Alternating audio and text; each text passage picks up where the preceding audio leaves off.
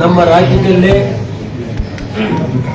ಅತ್ಯುತ್ತಮವಾಗಿ ನಮ್ಮ ಹಳ್ಳಿಯ ಮತ್ತು ಗ್ರಾಮೀಣ ಮತ್ತು ನಗರ ಪ್ರದೇಶದ ಎಲ್ಲ ಇದು ವೈದ್ಯಕೀಯ ಸೌಲಭ್ಯ ಏನಾದ್ರು ಕೊಡ್ತಾ ಇರೋಂಥ ಒಳ್ಳೆಯ ಆಸ್ಪತ್ರೆ ಇದ್ದರೆ ಅದು ಹೊಳೆನರಸೀಪುರ ಪ್ರಾಥಮಿಕ ಆರೋಗ್ಯ ಕೇಂದ್ರ ಅಂತ ಅಲ್ಲ ಸಾರ್ವಜನಿಕ ಆಸ್ಪತ್ರೆ ಅಂತ ಹೇಳಬೇಕಾಗುತ್ತೆ.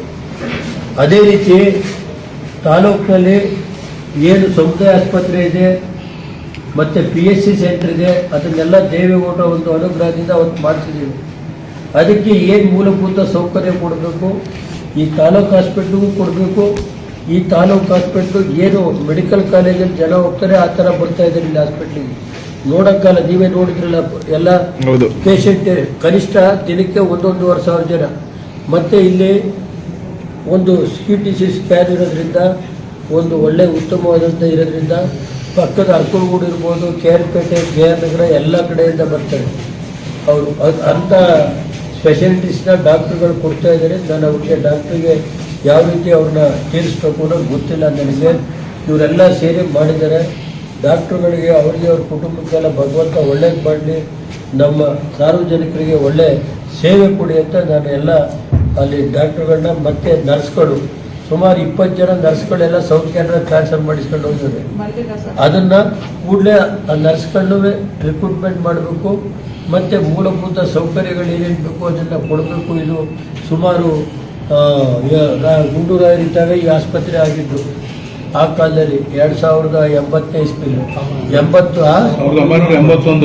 80 ಅಂತ ನಾನೇ ಹೇಳ್ತಾ ಇಲ್ವೇನೆ.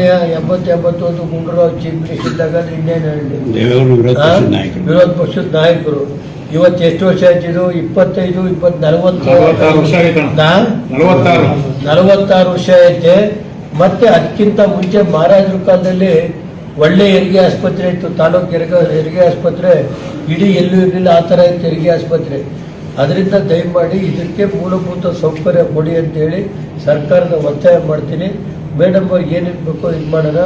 ನಾವು ನಮ್ಮ ಕೈಲಾದಷ್ಟು CRS ಫಂಡು ಇದು ತರೋದಕ್ಕೆ ಪ್ರಾಮಾಣಿಕವಾಗಿ ಪ್ರಯತ್ನ ಪಡ್ತೀನಿ ಅಂತ ಈಗ ಹೇಳ್ತೀನಿ ಅಷ್ಟೇ. ಪತ್ರಿಕಾ ಸ್ನೇಹಿತರು, ನಿಮ್ಮದು ನೀವು ಒಂದು ಸ್ವಲ್ಪ ಆಗಾಗ ಬಂದು ಸಲಹೆಗಳನ್ನ ಕೊಡಬೇಕಾಗುತ್ತೆ.